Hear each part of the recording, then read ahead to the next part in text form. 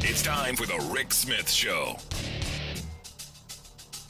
Now, here is the voice of the working class, Rick Smith.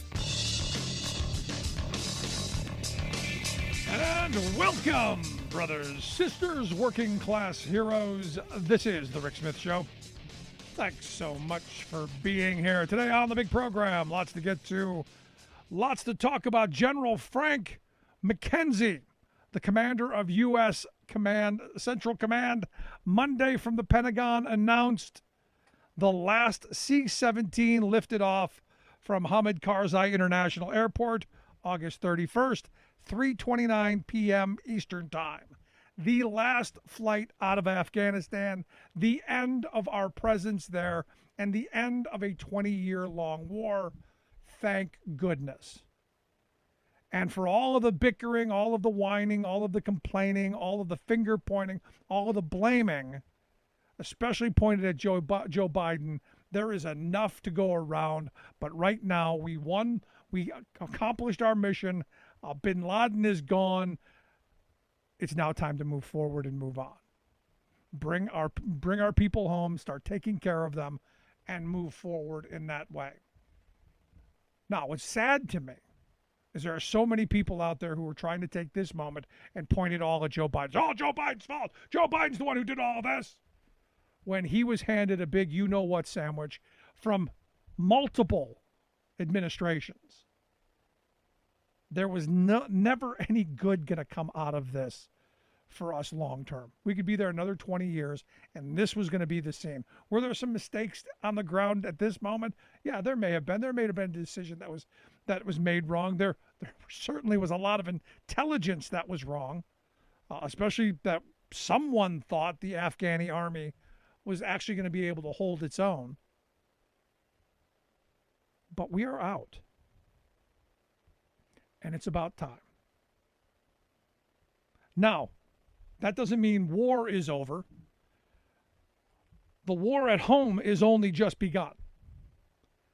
And until we get to the bottom of what happened on January 6th, the same forces are going to be out there pushing the same kind of divisive rhetoric, funding the same kind of white supremacy groups, the same kind of anti-government groups, the same kind of Republican Party groups who are organizing and pushing people to the school board meetings that we've been seeing all across the country.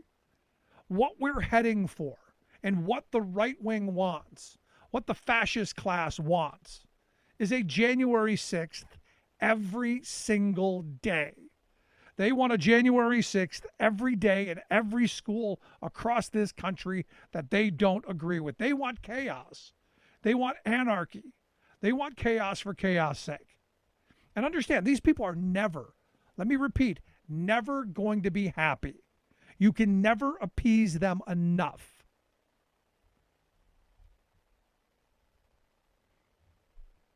What's frightening on really just a scary level is the kind of rhetoric we're hearing from people that you would consider normally average, everyday, just people in your neighborhood who have been radicalized, who have spent all of their time glued to whatever grievance media outlet they're hooked on, believing that their lives didn't turn out the way they wanted. It's because of fill in the blank. Whatever the rage machine wants them to be angry at, and it's school board members, that's where they are. And look, the people who are thrilled with this are the wealthy in this country. The rich people who keep the poor and working class pitted against each other, at each other's throats, so that we don't notice that they've been robbing us blind for decades, that they've been shortchanging us on wages and benefits and destroying our working conditions and our schools and our manufacturing base and our supply chains and all of this stuff. They're masters, absolute masters at keeping us in this constant stage of outrage. You go back to the book 1984 with the daily 2 minutes hate. It's no longer 2 minutes hate. It's 24/7 cable news. It's 24/7 Fox and OAN and this and that and crazy right-wing balloons. It's all kinds of crazy media, all tailored for one thing: to feed the anger, to keep people riled, to keep people ticked off, ready to go and kill their neighbors. And look, this isn't new. This is stuff that's been going on pretty much since the beginning of time. It's just now that they've mastered it. You go back to 2010 when the Tea Party spawn came out of the woodwork. This is the demon spawn of the Tea Party right now that we're seeing. And it's all funded by these wealthy donors, all funded by these secret groups, these shadow groups who fund these things to the hilt just to keep us pitted against one another. If you've been watching these school board meetings, and I have for the last couple of days, the woman in Escondido, California, wearing a mama t-shirt, talking about her cubs and how we're done asking for permission. The pandemic is over. This is our declaration of freedom. And then, we know who you are, and we're gonna do this and that. The guy in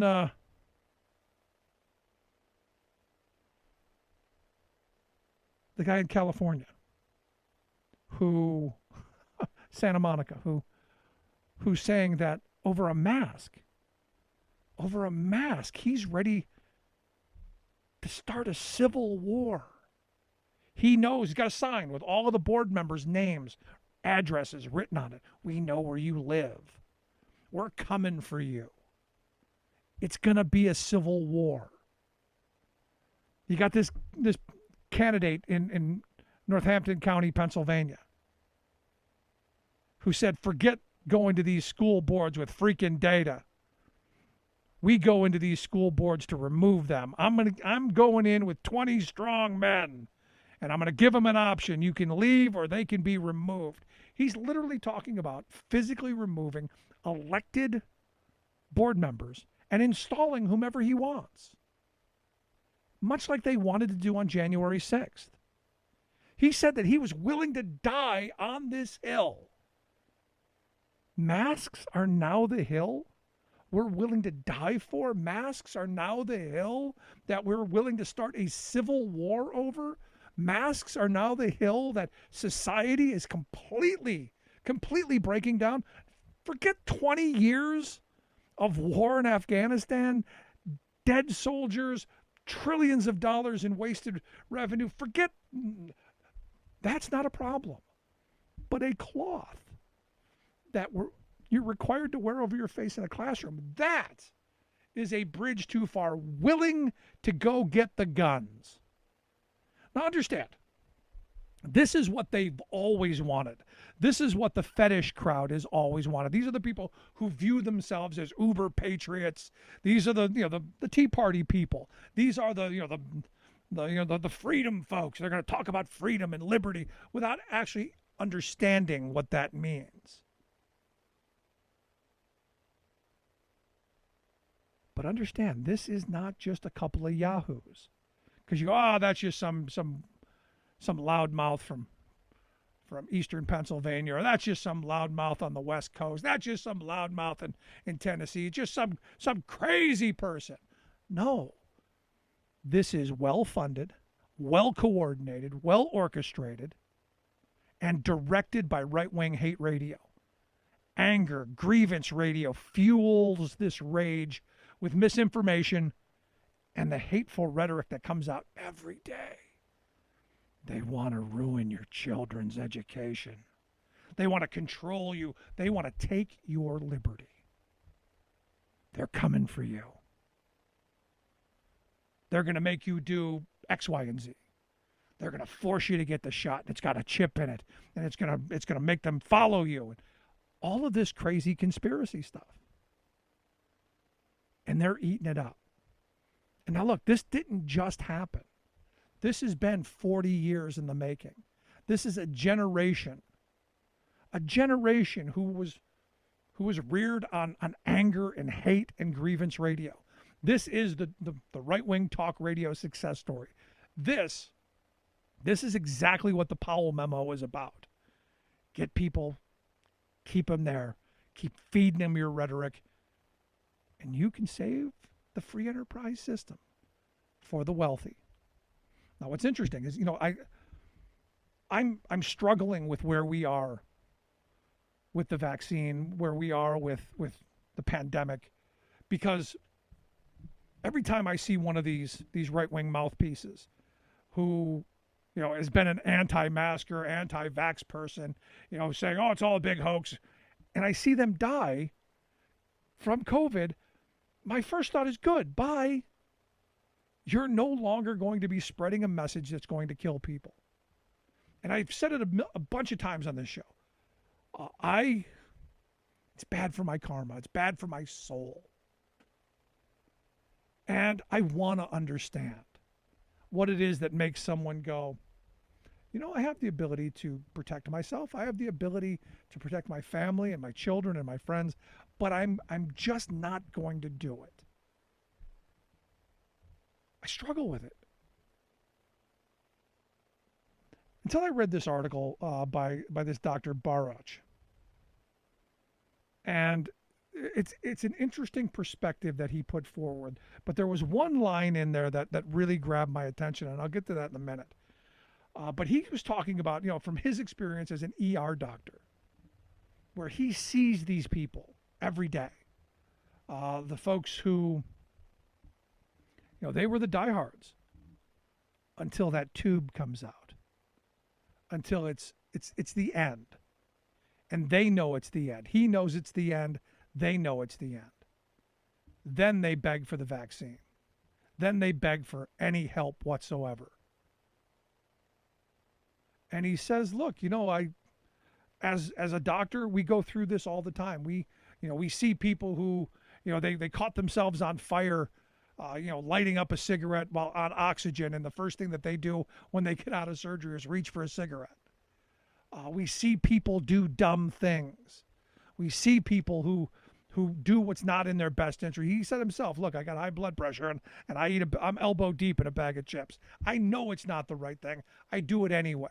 And as I thought about what he was saying, I'm going, that's true. I get that argument. So how do we reach people if shame isn't it? Because that's the easy route. Ridicule and shame is the easy route. How do we reach people to help protect themselves? And there was a line in there that grabbed my attention. He says, quote, the anger I feel towards vaccine hesitant people becomes a more complicated emotion when I witness them reckoning with their choices. Many of the unvaccinated people I've talked to are hardworking, loving individuals struggling to catch a break in a life that hasn't been fair. They're unmoored and don't know what to believe when the truth itself has supply chain problems and the healthcare system has been letting them down for years. Now, I've been saying this for the longest time. The economy's let working people down. Our healthcare system's been letting working people down. Our pension systems have been doing it. Our social safety net has been not there to help when it's needed, and people are struggling. And I get that struggle. I get that anger. But I don't understand how you then go, the one thing that I can do to not end up dead is very simple. It's simply a shot, simply a vaccine. And it comes back down to the misinformation that they consume every day. It comes back to the billionaire class who funds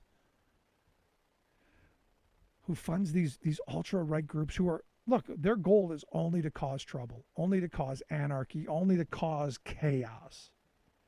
Chaos for chaos' sake. So that we don't notice that over the course of the pandemic, our 700 billionaires increased their wealth by $1.8 trillion, or 62%. We don't notice that more for them, less for everyone else. We don't notice that wages haven't kept up with inflation for decades. We don't notice that our standard of living is worse and worse and worse. We just know we're angry. And they feed that. They feed that incredibly well. 3 hours hate all day long. And there was nobody better than it than Rush Limbaugh. There was nobody better than it, from what I understand, than Phil Valentine. There was nobody better at it than the guy from Florida who almost his last breath was the whole thing's a hoax.